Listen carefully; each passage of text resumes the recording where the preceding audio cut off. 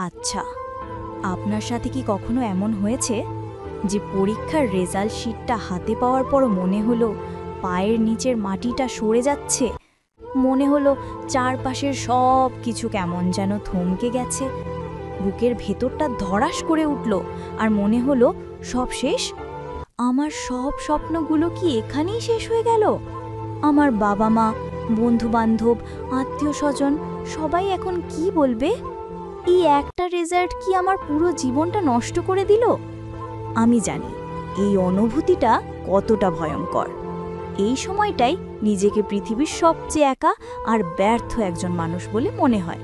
কিন্তু আমি যদি বলি এটা শেষ নয়, বরং এটা একটা নতুন শুরু হতে পারে, বিশ্বাস হচ্ছে না? চলুন আজ আমি আর আপনি মিলে এই হতাশার জাল ছিঁড়ে বেরিয়ে আসার পথটা খুঁজে বের করি। জীবনের পথে চলতে গেলে আমাদের অনেক কঠিন সত্যের মুখোমুখি হতে হয়। পরীক্ষার খারাপ রেজাল্ট তার মধ্যে অন্যতম। এই পরিস্থিতিতে আমাদের প্রথম এবং সবচেয়ে কঠিন কাজ হলো বাস্তবতাটাকে মেনে নেওয়া।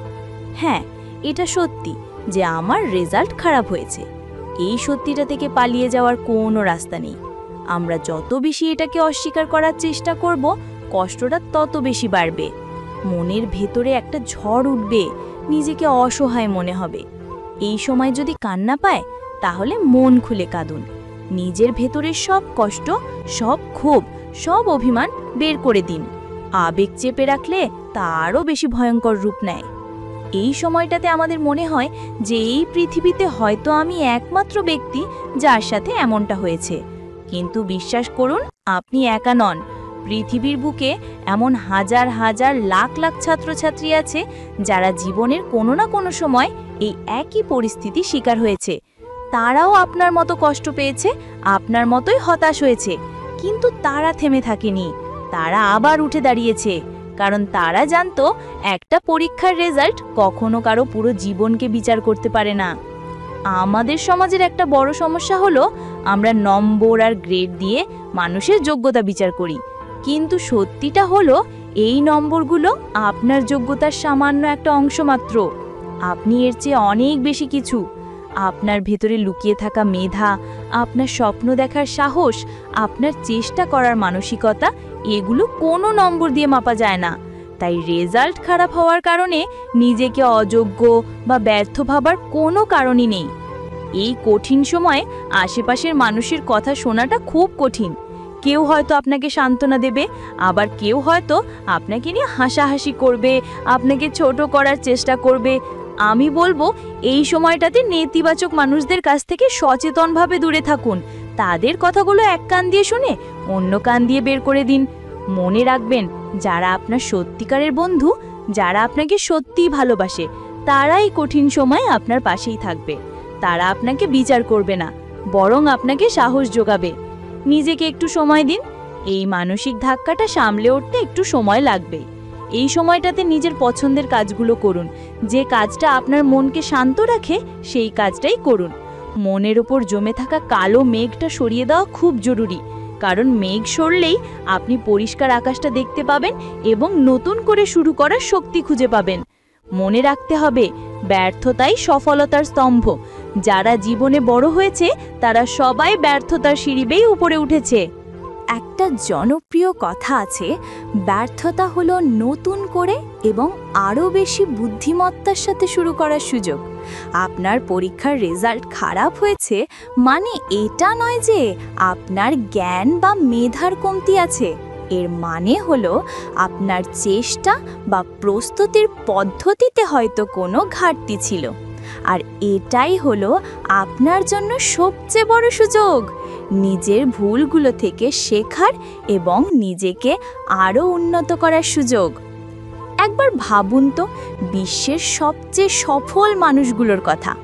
জ্যাক মা, আলিবাবার প্রতিষ্ঠাতা, সামান্য একটি চাকরির জন্য ইন্টারভিউ দিয়েও বারবার বাদ পড়েছিলেন।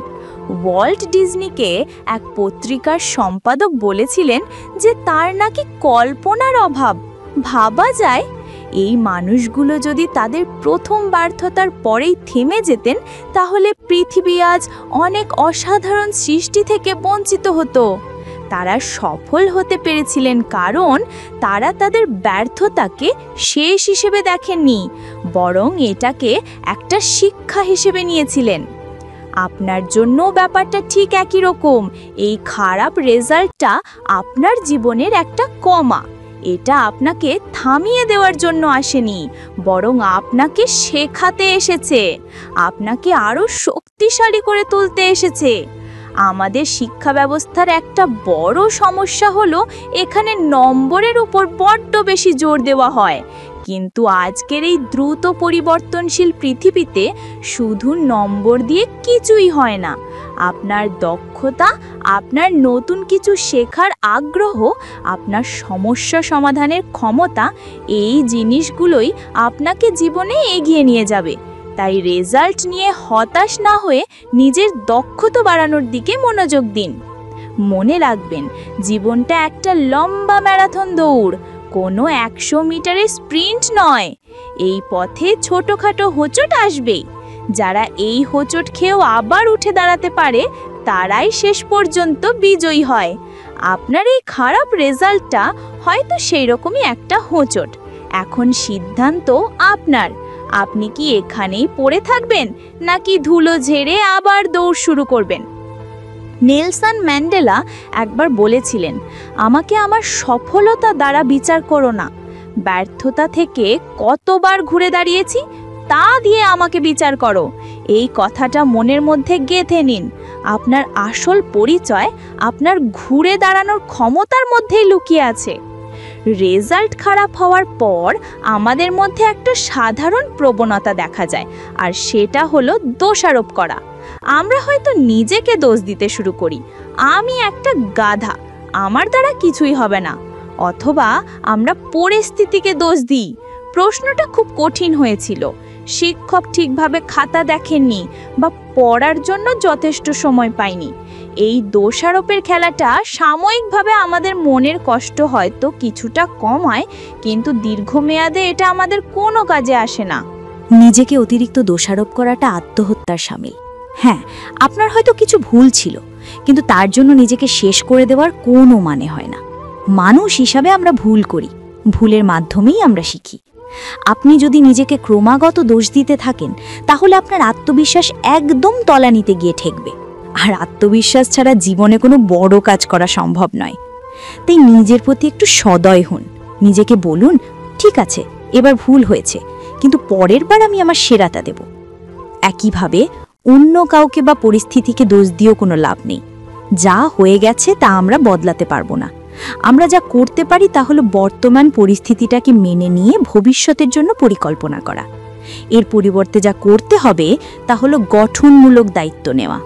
এর মানে হলো কী কারণে রেজাল্ট খারাপ হলো সেই কারণগুলো নিরপেক্ষভাবে খুঁজে বের করা, অন্যের উপর দোষ না চাপিয়ে নিজের ভেতরের ঘাটতিগুলো চিহ্নিত করা। এটাই হলো ঘুরে দাঁড়ানোর প্রথম এবং সবচেয়ে গুরুত্বপূর্ণ ধাপ। আপনি হয়তো ভাবছেন, ইউটিউবে তো কত ভিডিওই আছে যেখানে বলা হয় ব্যর্থতা থেকে ঘুরে দাঁড়ানোর 7টি কৌশল। কিন্তু সত্যিটা হলো কোনো কৌশলই কাজে আসবে না যদি আপনি আগে নিজের ভুলটা স্বীকার না করেন। নিজেকে প্রশ্ন করুন, আমি কি যথেষ্ট পড়েছিলাম? আমার পড়ার পদ্ধতিতে কি কোনো ভুল ছিল? আমি কি সময় নষ্ট করেছি? আমি কি কোনো বিষয় বুঝতে পারিনি কিন্তু সাহায্য চাইতেও লজ্জা পেয়েছি? এই প্রশ্নগুলোর সৎ উত্তর খুঁজে বের করাটা কঠিন কিন্তু জরুরি। কারণ একবার যখন আপনি মূল সমস্যাটা খুঁজে বের করতে পারবেন তখনই আপনি তার সমাধান করতে পারবেন, আর এটাই আপনাকে ভবিষ্যতের ব্যর্থতা থেকে বাঁচাবে। এতক্ষণ তো আমরা মানসিক প্রস্তুতির কথা বললাম, এবার সময় আসল কাজটা করার, অর্থাৎ আমাদের ফোকাস গেম প্ল্যান তৈরি করার। হতাশার মেঘ কাটিয়ে এখন আমাদের কনক্রিট কিছু পদক্ষেপ নিতে হবে। এই গেম প্ল্যানটাই হবে আপনার ঘুরে দাঁড়ানোর মূল ভিত্তি। প্রথমেই একটা শান্ত জায়গায় একটা খাতা কলম নিয়ে বসুন। এবার কোনো রকম আবেগ ছাড়া একজন গোয়েন্দার মতো করে বিশ্লেষণ করুন ঠিক কি কি কারণে আপনার রেজাল্টটা আশানুরূপ হয়নি। নিজেকে কিছু নির্দিষ্ট প্রশ্ন করুন, আমি কি প্রতিদিন নিয়মিত পড়তাম নাকি শুধু পরীক্ষার আগে আগে পড়তে বসতাম? পড়ার সময় আমার মনোযোগ কেমন থাকতো? আমি কি পড়ার টেবিলে মোবাইল ফোন নিয়ে বসতাম? কোন কোন নির্দিষ্ট বিষয় আমার সবচেয়ে বেশি সমস্যা ছিল? পরীক্ষার হলে আমি কি ঘাবড়ে গিয়েছিলাম?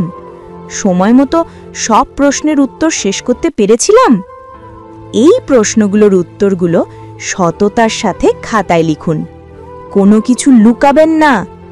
এই তালিকাটাই হবে আপনার আয়না। এই আয়নাতেই আপনি আপনার আসল দুর্বলতাগুলো দেখতে পাবেন। আমরা একটা দারুণ গেম প্ল্যান তৈরি করেছি, কিন্তু এই সব কিছুই ব্যর্থ হয়ে যাবে যদি আমাদের মানসিকতা ঠিক না থাকে। আপনার ভেতরের বিশ্বাস, আপনার নিজের ওপর আস্থা, এটাই হলো সবচেয়ে বড় শক্তি। ঘুরে দাঁড়ানোর এই পথে সবচেয়ে বড় বাধা হলো ভয়।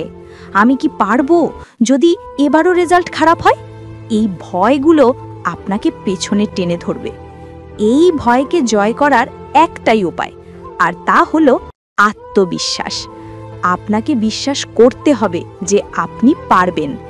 অতীতের একটা ব্যর্থতা আপনার ভবিষ্যৎকে নির্ধারণ করে দিতে পারে না। প্রতিদিন সকালে ঘুম থেকে উঠে নিজেকে বলুন, আমি পারবো, আমি আমার স্বপ্ন পূরণ করার জন্য আজ আমার সেরাটা দেব। এই ছোট একটা কথা আপনার সারা দিনের মানসিকতায় একটা বিশাল পরিবর্তন নিয়ে আসবে। এই সময়টাতে ইতিবাচক মানুষের সাথে মিশুন, যারা আপনাকে উৎসাহ দেয়, আপনার উপর বিশ্বাস রাখে, তাদের সাথে সময় কাটান।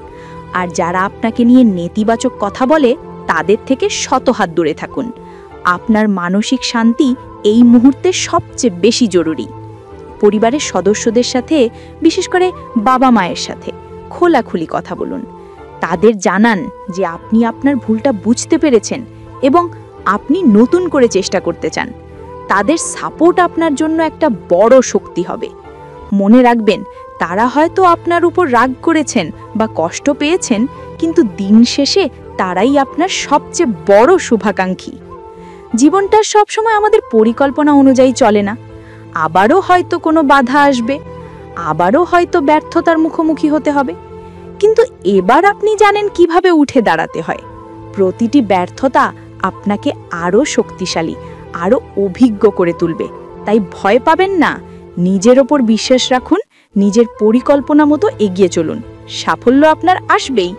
আজকের এই আলোচনাটা যদি আপনার মনের কোনো একটা কোণায় একটুও সাহস জোগাতে পারে, যদি মনে হয় যে আপনি একা নন এবং আপনার ঘুরে দাঁড়ানোর পথটা আপনি খুঁজে পেয়েছেন, তাহলে অবশ্যই ভিডিওটিতে একটি লাইক দেবেন। আপনার একটা লাইক আমাকে এমন আরও ভিডিও বানাতে উৎসাহিত করবে। আর যদি আপনি ছাত্র জীবনের নানা সমস্যা, পড়াশোনার কৌশল এবং মানসিক শক্তি ধরে রাখার উপায় নিয়ে আরও জানতে চান, তাহলে চ্যানেলটি সাবস্ক্রাইব করে পাশে থাকা বেল আইকনটি প্রেস করতে ভুলবেন না। এখানে আমি চেষ্টা করি আপনাদের পথ চলার সঙ্গী হতে। মনে রাখবেন, রাত যত গভীর হয়, সকাল তত ঘনিয়ে আসে। আপনার জীবনের এই কঠিন সময়টা কেটে যাবে এবং খুব শিগগিরই সাফল্যের নতুন সূর্য উঠবে। সবাই ভালো থাকবেন, সুস্থ থাকবেন এবং নিজের ওপর বিশ্বাস রাখবেন। দেখা হবে পরের ভিডিওতে।